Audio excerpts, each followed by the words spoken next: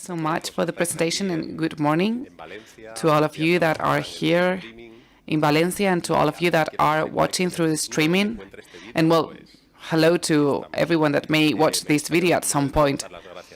First of all, I would like to thank INCIBE for the opportunity of that they gave me in order to give a presentation here at 2018 CyberCamp. Well, my presentation is called From Red to Blue. I've been thinking about this presentation for a long time. You will see why later. And the truth is that when I read that CyberCamp was given the opportunity to give inspirational talks, I thought, okay, it's the time for me to do so. So this is why I'm here. So I'm going to tell you a story.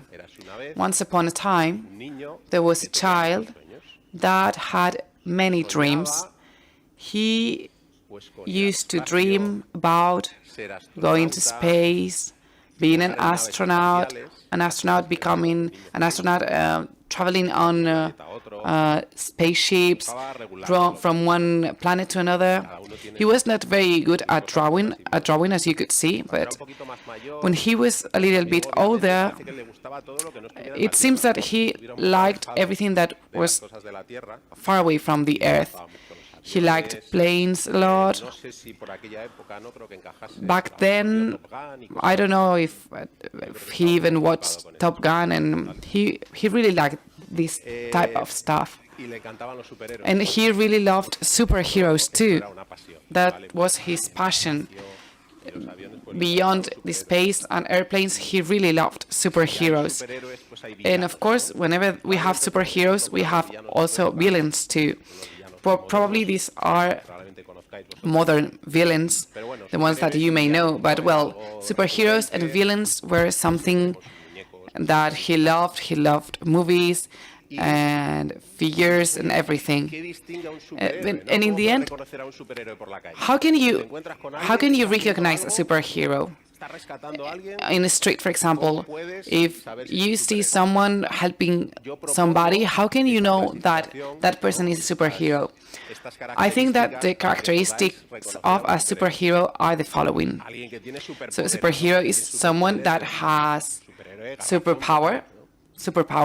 A superhero is someone that fights against evil, because if you have superpowers but you are doing bad things, then you're a supervillain or a villain.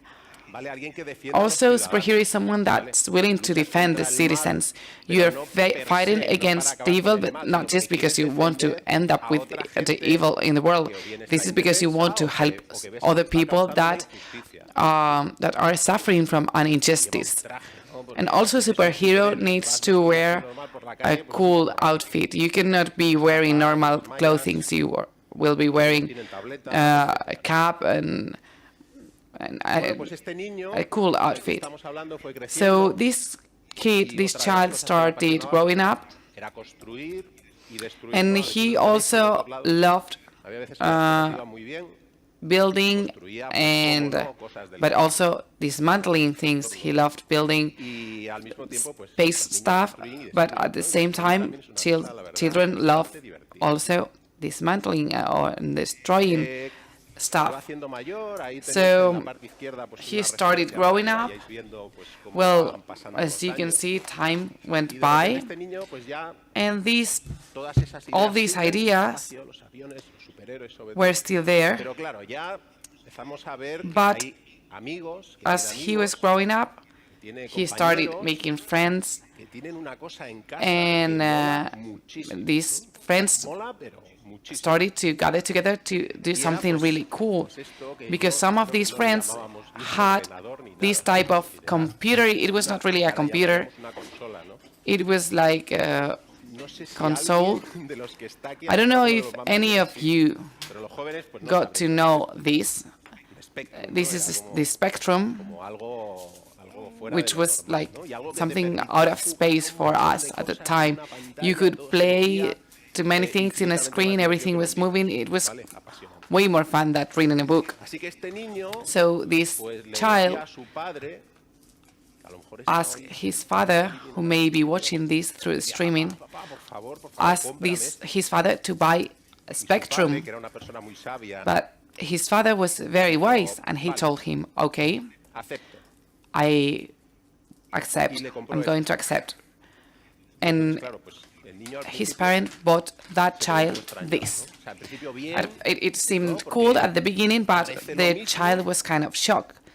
I mean, it seemed kind of similar, but this is not an Spectrum, right? I mean, I don't know, are there games here? But his father had a plan for him. He was thinking that besides playing games, this could offer something else. So he decided to buy a computer, but in exchange, this child had to go to some classes to learn some things. And the child was completely in shock. I mean, his friends didn't have to do these things. They just had the Spectrum and could spend hours playing. But I have to go to a class in which someone is explaining to me things that are very weird.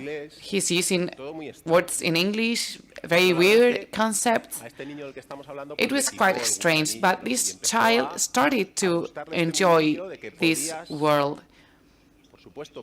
And he realized that he could play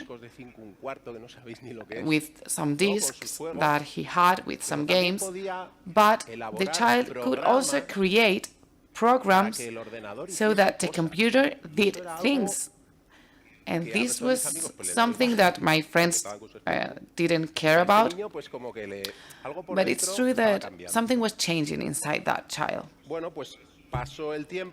So time went by, and when this child turned 18, and when he had to decide what to study at university, he started wondering, what should I study? There was a degree called computing science, which sounded quite good. I mean, that young man didn't know that maybe this career implied studying calculus or algebra, but anyway, he decided to study that degree.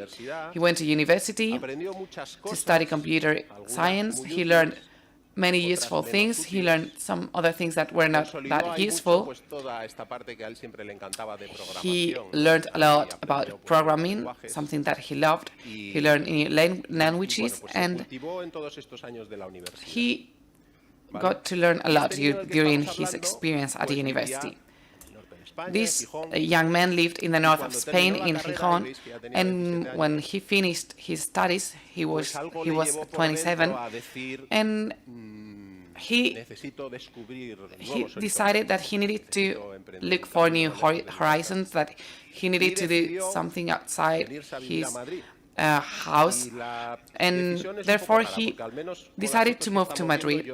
I mean, the decision may seem quite weird, because if you see these two pictures, maybe it doesn't make sense for you either, because Gijón is a very nice city with sea, etc. But we don't know why, but this young man decided to bring some change to his life and decided to move to Madrid. And well, he started sending resumes and CVs, and he got an interview in a company called INTA, I-N-T-A. I mean, this young man had sent so many CVs that he didn't even know who was contacting him. And this was an agency, a space agency. It was the National Institute of Aerospatial Techniques, which is in Madrid. It has several campuses in Spain. And he found out that in this company, they did this type of things that you can see on the screen. On the right up, you can see the Intasat, which is the first satellite that was built in Spain, that was put into space in 1974. So quite amazing. All these things had been created in Spain with Spanish engineers, Spanish budget. So it seems very appealing, right? Up left, you can see the CEPA. Also here you can see the European drones and rockets. And in one of the centers that was associated to this, to INTA, mechanisms and systems that are now in the rover Curiosity in Mars are being built and were built. Maybe it seems that Mars is not that shocking, but for me it is amazing that we don't talk that much about how powerful we are as a country, and that we do not talk that much about the achievements of our scientists. And well, we also have as I've said, some of these devices have been working in a device that's right now in Mars. So well, everything seemed really cool, but suddenly the company said, well, this job is related to information security. And well, I didn't know what to say. Tell me more about it. I said, well, probably you all know that, but these young men needed to start learning about assets, things that you want to protect, countermeasures, attackers, defenders.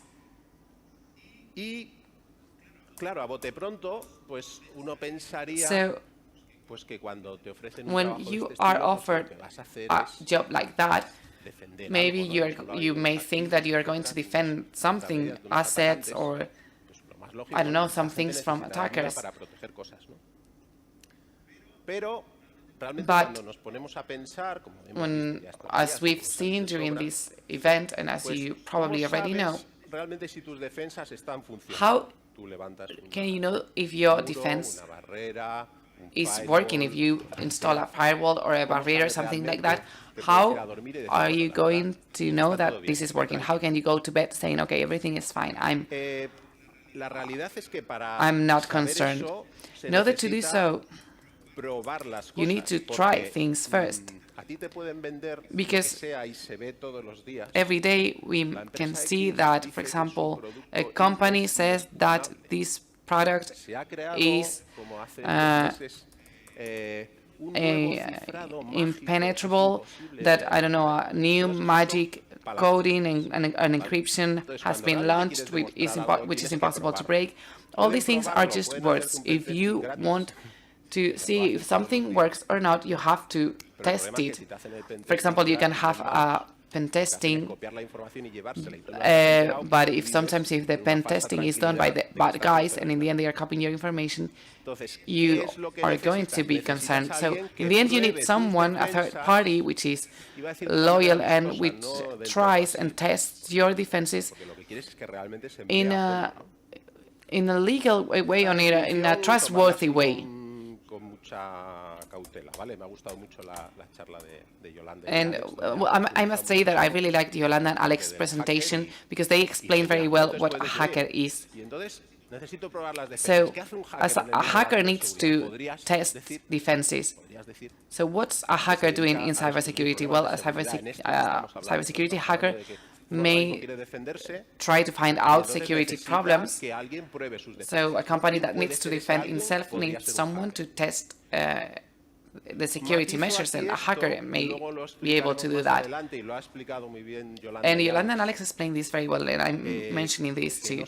This is not just about finding vulnerabilities or security problems. Ethics is also important, because you may find security problems and then sell them and forget about everything else.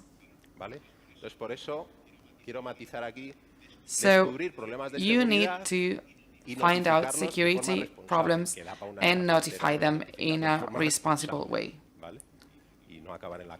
in order not to end up in prison.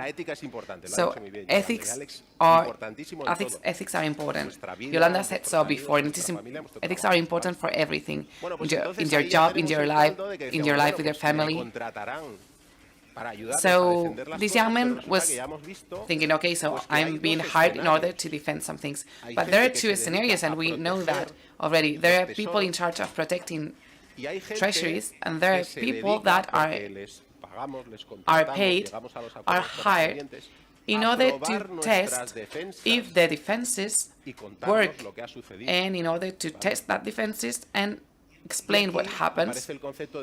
And this is why we have these two teams, red teams and blue teams.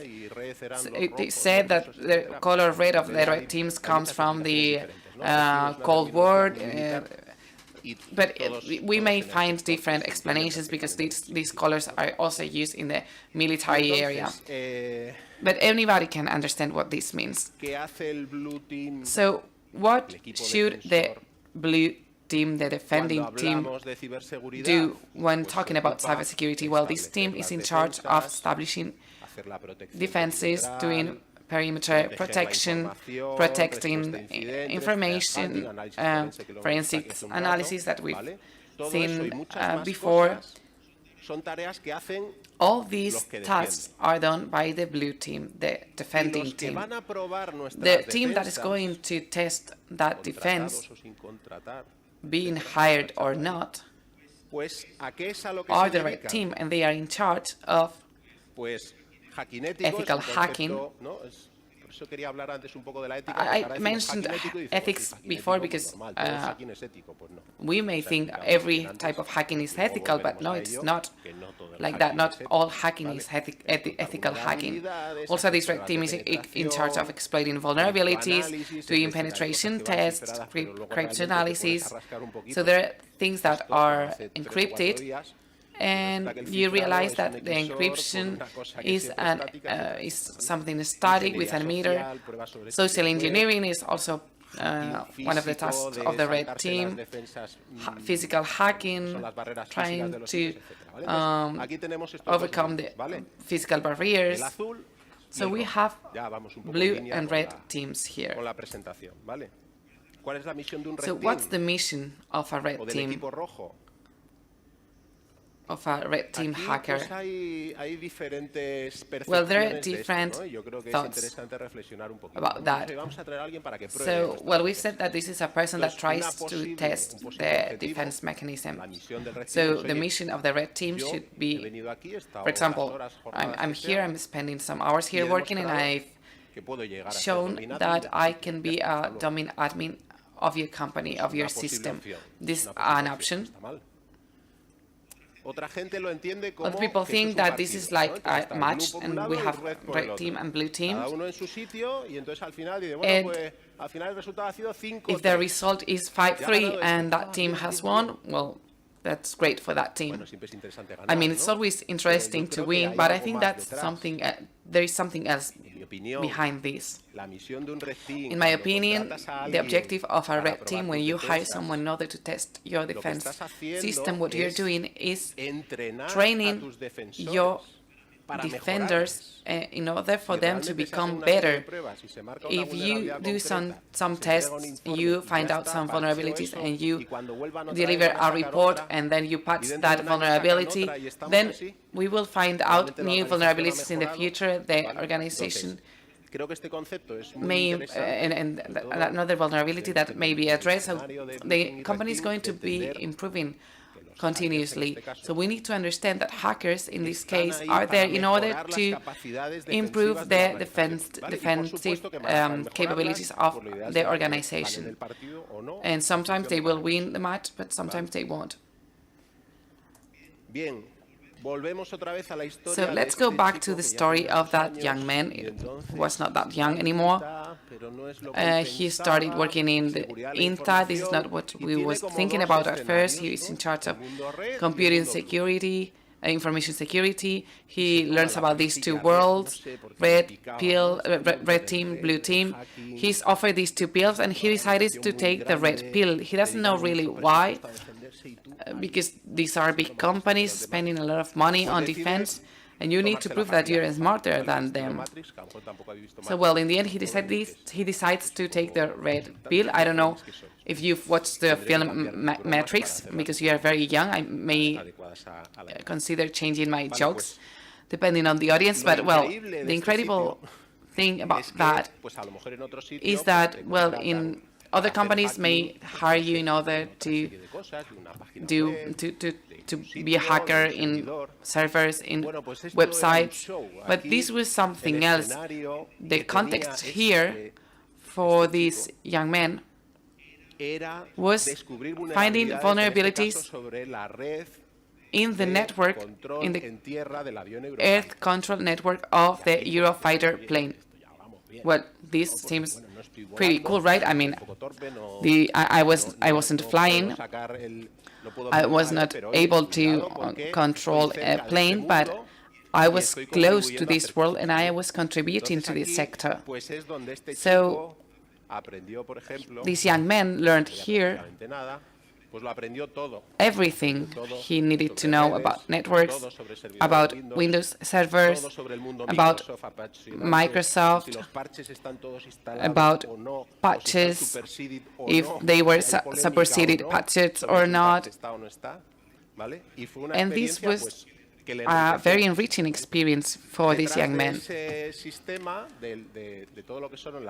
After all the penetration testing, pen testing that he needed to do in order to show if a system was, say, secured or not, many more things arrived later. This is the A400M, which is a military plane, a European military plane.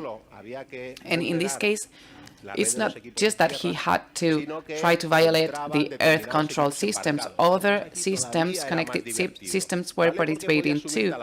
And this was even more interesting because you could be inside the plane. I mean, in the previous case, you knew that you were working for the Eurofighter, but you were working from a computer. Here, you could start manipulating things in a plane, and in order to verify if networks were truly segmented or not, for example.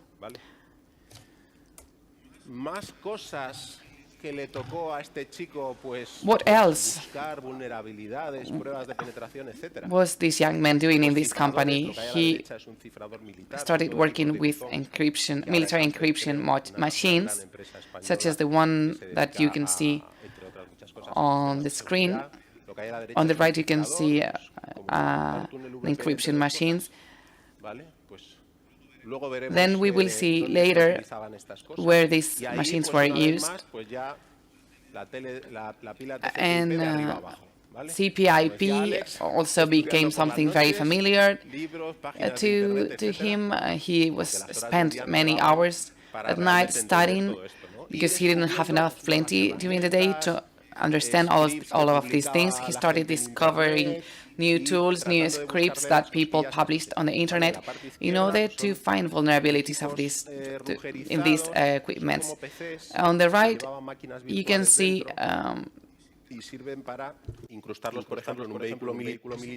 well, here you can see some machines that are similar to computers that are used in different sectors, such as the military sectors too, and they have a button in which you can click in order to delete all information inside. So in this case, the client needed to know if the defense system of this equipment was really working. I mean, they wanted to know that, for example, when the soldiers were in Iraq, if they clicked that button in an emergency situation, they wanted to make sure if maps and all the documents inside were going to be deleted. And using the skills of our RedTeam, you are able to get to know that. And also, again, in that company, in the INTA, they were assessing the security of the electronic ID, Spanish ID. Probably it's not been as widely used as we would like to, but it is a basic identification document here in Spain. So this young man also participated in all of the tests, analysis, studies, in order to look for vulnerabilities in the electronic ID, which I think is a huge achievement. And in spite of the size of the key and the problems with the code that we had, now we know that it is a secured ID document and it cannot be attacked. So, in this case, of course, this young man had to start studying again about smart cards, about how these things work. I mean, does it have a computer inside? How is it working? Does it have buttons? This was a new challenge for that young man, and he had to study a lot. And also the Ministry of Defense had some similar IDs that needed to be secured, etc. Another concept that I want to mention is the unbalance between attack and defense. I mean, if you're a defender, sometimes you may think the defender needs to do everything right all the time in order to do a right job, and nobody is thanking them for that. However, the attacker just needs to find a small failure in a moment of time, and he obtains all the glory, so to speak. This approach is not useful, because otherwise, if you're a defender, you are going to quit your job. But, well, I'm just going to mention this, and I will go back to this later to see if we can change it a little bit, because if you have this approach, pressure is going to be huge, and you know that you are going to make a mistake at some point. Why the offensive side is a good opportunity to start working in the cybersecurity field. This is something I wanted to comment, because what we are saying right now is that the defender needs to be almost perfect and get to know perfectly all the technologies that the organization is using, which is something impossible. I'm not saying that the other side is easy, but I think that for young people, people that are starting to work in the field of cybersecurity, regardless of age, I think that the offensive side is very interesting. There is a lot of knowledge. When I started, knowledge was just inside a library. You had to look for books related to that on a library. Internet said nothing about this. University talked about this just from time to time, but now you can access all the knowledge in the world for free, and you can access many different tools. If you download the Nmap, 90% of times you are going to have something to do. Of course, you have to study a lot, but I think that this is a very good opportunity to start working in the field of cybersecurity. You don't need to be an expert on everything.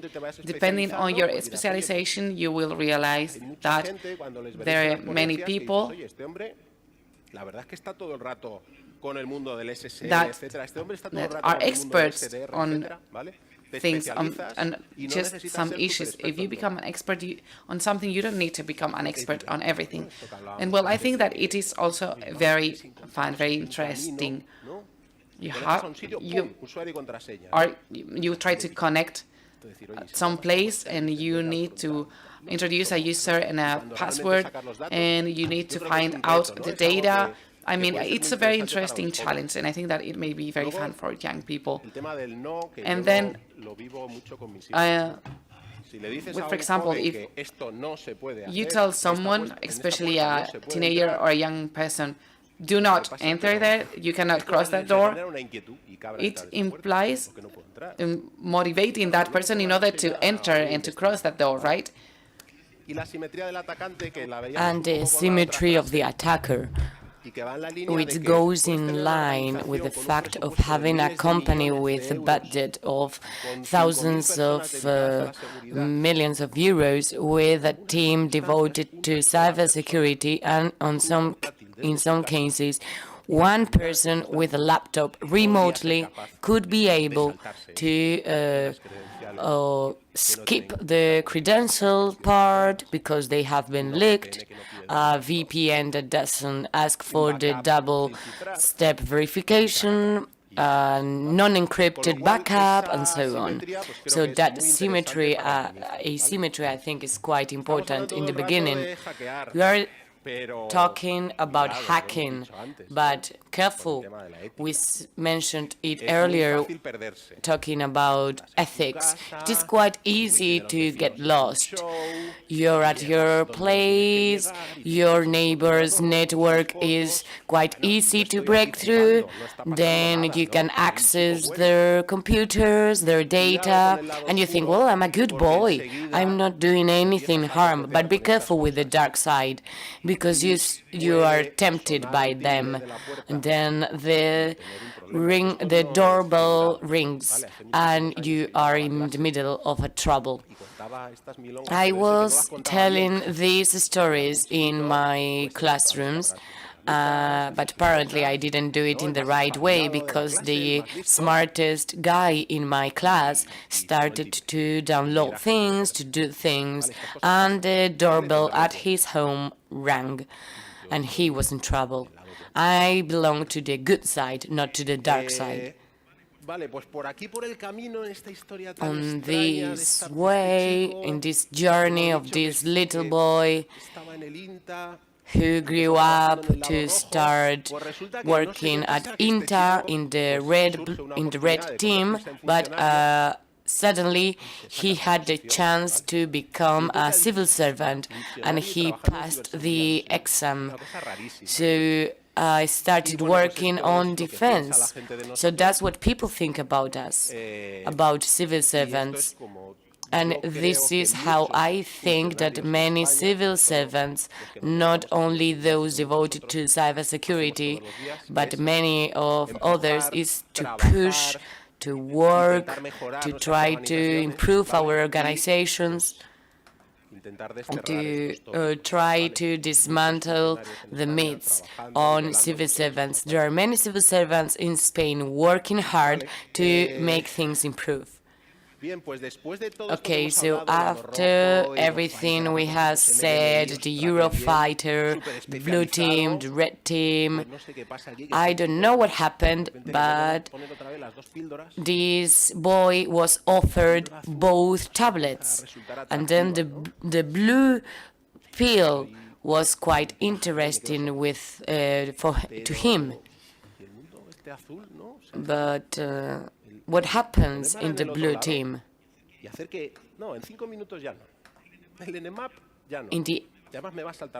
You couldn't work on the Nmap. He had a feeling inside. He was anxious, so he decided to change sides. And here I would like to share a reflection. Sometimes we are afraid because you think, I work on IT, but I'm working on development or on systems. What can I contribute with to cybersecurity? I'm sure I can't. Of course you can't. You're wrong. You have many things to contribute with. Precisely, the public administration has teams with people working on servers, switches, and so on. And they are welcome in the cybersecurity field. We need their expertise. We need people who do not only know about regulations and usage codes. We need people who are expert in technology. What about people in the development sector? We need people who understand a pro-side script. We need somebody who understands what a WASP is. We need that background, and they will keep on learning once they are part of our team.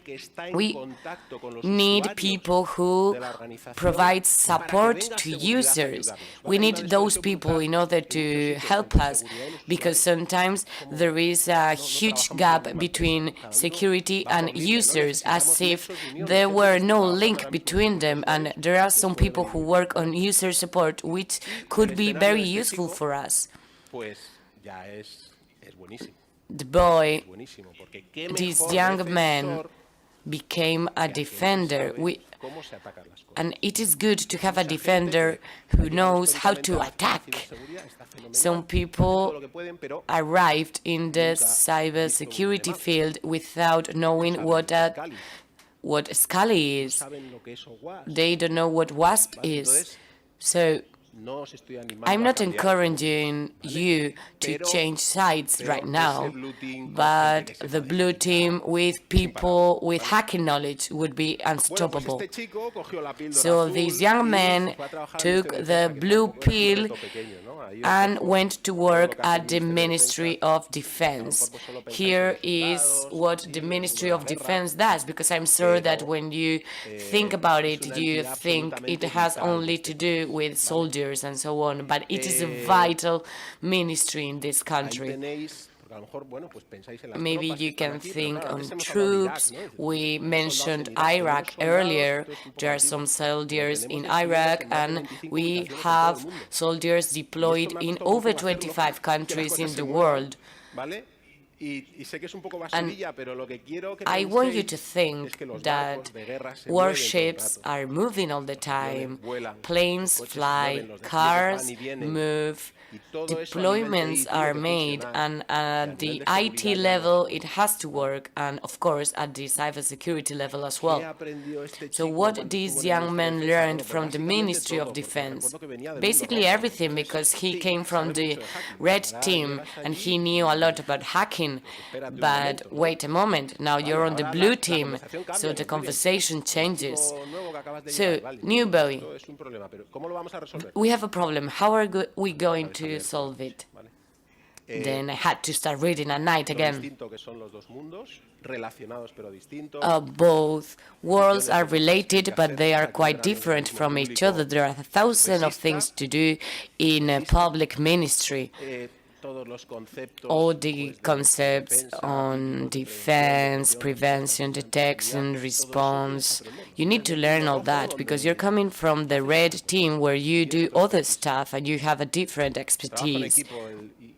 Teamwork and willingness, of course, are quite important. The experience of this young man at the Ministry of Defense was huge, was very important, because he started to think, to realize that there are people who are devoting, they are making their best in order to defend our territory and our society. I'm not going to go in depth because you already know who the attackers are. Attackers who want to earn money in an easy way, activists who do not agree with politicians and decide to bother the society and countries, which I'm not going to mention. This slide, this young man used to use this slide in his talks regarding the future soldier. But the future wars are going to be held in the cyberspace. This world is changing at a very fast pace. And this is a reality in war as well. In 2018, this man decided to change again. He had been working for several years at the Ministry of Defense and decided to start working at the City Council of Madrid. Quite weird, right? He changed all the troops deployed in the world for a small city. Well, I mean, Madrid is big, but it is still a city. So, do you know what a city council do? You know, all the paperwork. It must be important, but what do they do exactly? Many things, and many things which are close to citizenship. I'm showing you here everything that a city council has to do. So now think about everything that can go wrong if there is a cybersecurity incident. You can get some anxiety from this slide, I can tell you. And it is not a small city council, it is a big city council. It is huge, over 3 million of inhabitants. Everything is at a big scale. As for the red team, to be huge is great because there is a lot of things that you can attack. On the blue team, it is a challenge to protect all that. This is 1 hour in the City Council of Madrid. I'm sure you have seen graphs like this according to what's going on the internet in just a minute. But as you can see on this slide, there is a lot of flux of information going in and out in 1 hour in the city council. So this man had to manage cybersecurity at the City Council of Madrid, and here you have some of the tasks the man was in charge of. Maybe some of you cannot see the importance of all of these tasks, but if the organization at the strategic level is not committed to cybersecurity, is it useless only to secure some gadgets. We need to have a cybersecurity office that works 24/7, because otherwise attackers might think, well, it is 5 p.m., civil servants are not there anymore, so I'm not attacking them. Of course not. We need to work 24/7. There are many things that we are trying to do in order for our organization to be as resilient as possible. It is a service and project-based approach. It is important to have a well-structured organization in IT, in the IT level. Everyone needs to know what their tasks are. Let's go back to what I told you before. This is the typical sentence that generates some anxiety. We need to change my mindset. How am I going to work? I'm not motivated because I need to do it right all the time. It's true, but you can turn it around. What you're saying is true, but once the attacker is present in my network, things change. From that moment on, he's the one that needs to do everything perfectly without any mistakes, any errors, not over-exceeding the red limit of ports, because I just need a small clue to detect him. It is not as nice, but I think that's a good motivation.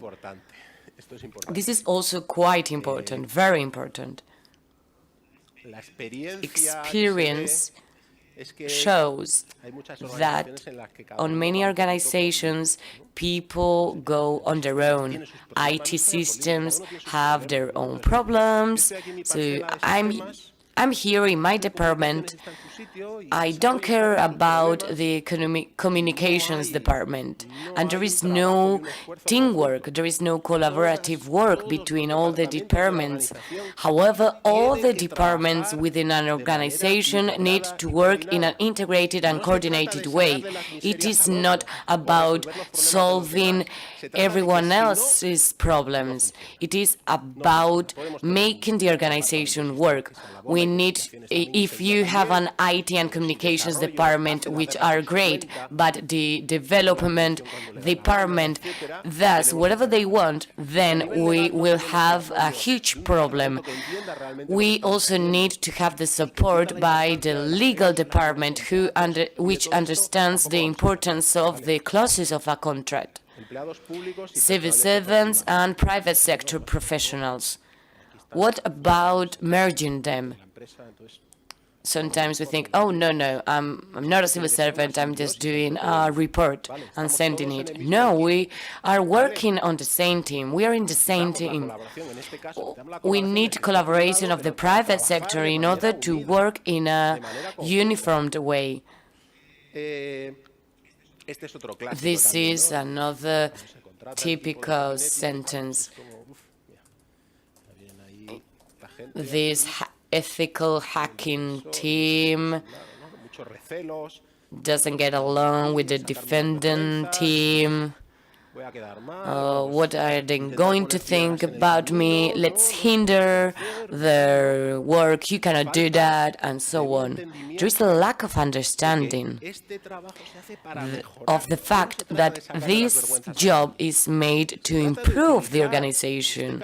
We need to use the ethical hacking team in order to improve as an organization, and managers need to understand this. Another point. This coordination, which I think has experienced a lot of progress, is essential.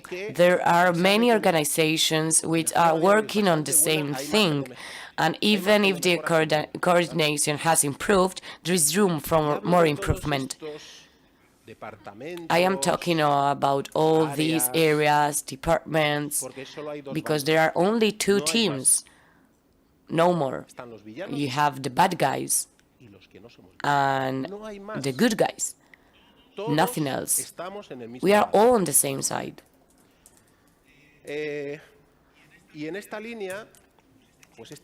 In this line, this man, together with other civil servants who were quite worried in this regard, they decided to create a community where civil servants devoted to cybersecurity could exchange information. Sometimes we struggle to coordinate different organizations because the director of one organization needs to talk with the director of another organization. But in addition to that organization coordination, we need to have civil servants to talk to each other because we are facing the same problems. Solutions are the same. The stakeholder is the same. I don't know in private companies, but for civil servants, we know citizens are the main stakeholder. So we are launching a set of activities in order to be able to exchange ideas so that people are not sitting in front of their computer without knowing what to do, and then they don't do anything. No, there is hope. You can talk to other civil servants in order to find your solutions. So here you have our social media accounts. Obviously, I guess you have figured out that the boy I was talking about is myself. So what happened with the dreams of that young boy? Let's see. Space, airships, and so on. No, I'm not an astronaut, like our minister, Pedro Duque. But I was close. I talked and exchanged opinions with people who had been working on those projects. So for me, it's almost fulfilled. Obviously, I'm not a plane pilot, so I didn't fulfill that dream. Better for me not to have done it. But I have worked on the Eurofighter project and other projects related to airplanes. So if you want to be optimistic, you can think that my dreams were kind of fulfilled. Not about this one. I'm not a superhero, unfortunately. But let's review the story. What were the 4 virtues of a superhero? They fight against the evil ones? Well, I think I'm fighting against those attackers on the other side of the firewall.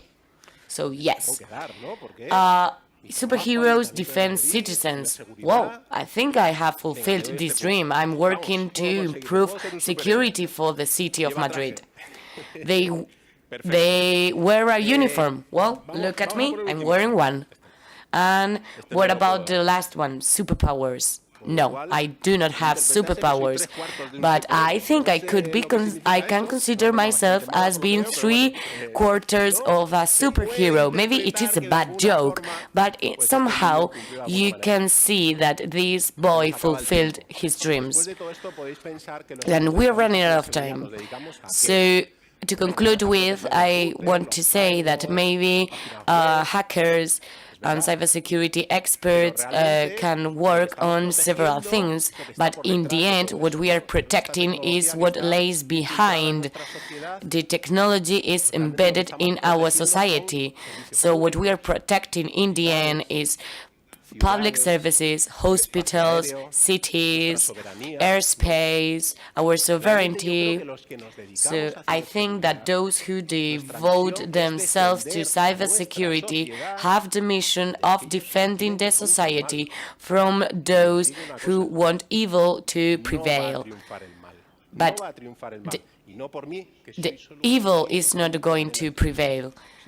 I can tell you, because all together we're going to contribute to making the bad guys not to win the match. But we need help. There are only a few of us, and we need much more people, much more help. Winter is coming, I think.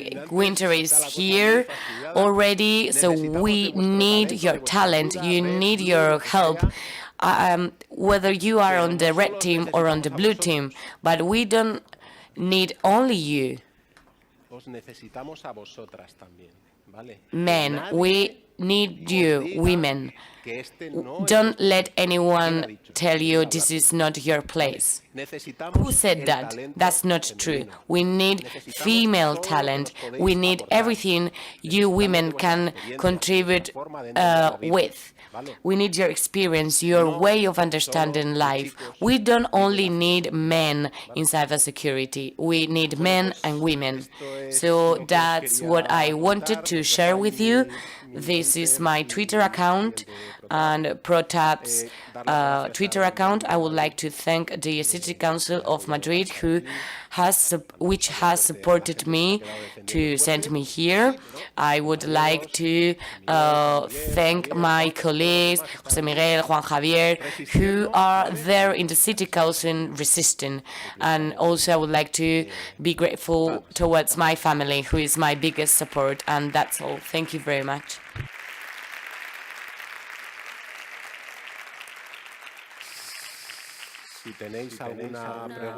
I don't know if you have any questions.